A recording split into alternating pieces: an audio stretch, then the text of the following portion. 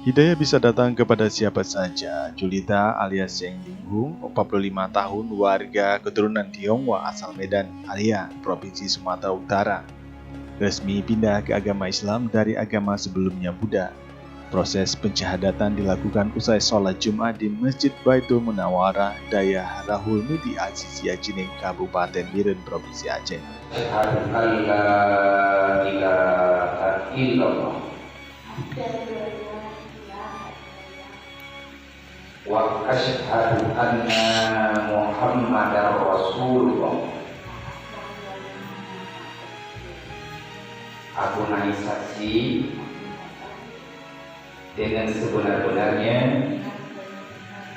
tiada Tuhan yang aku sembah kecuali Allah, dan aku naik saksi bahwa Nabi Muhammad benar-benar.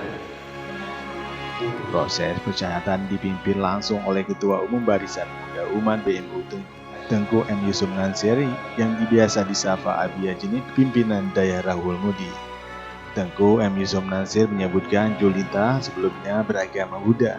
Saat ini tinggal bersama kakaknya di Medan. Setelah dirinya mengalami stroke ringan beberapa bulan yang lalu, Julita mendapatkan hidayah dari Allah SWT hijrah memeluk Islam dengan nama baru Nol Fitriah. Julita juga menjelaskan awal mulanya masa-masa pemulihan ketika mengalami lumpuh stroke ringan. Ia ada penampakan sosok wujud manusia bersorban putih di kamarnya saat sendirian. Sosok itu membisikkan kepada Julia bahwa tempatnya bukan di sini. Sosok tersebut datang kembali setiap malam Jumat dan tengah malam. Julita mengalami hal serupa selama 3 bulan. Setelah mengalami kejadian tersebut, Julita menyadari bahwa pakaian yang dikenakan oleh sosok itu adalah pakaian orang-orang Muslim, sehingga Julita mencari cara untuk menemukan orang yang bisa membimbingnya untuk mengajari Islam.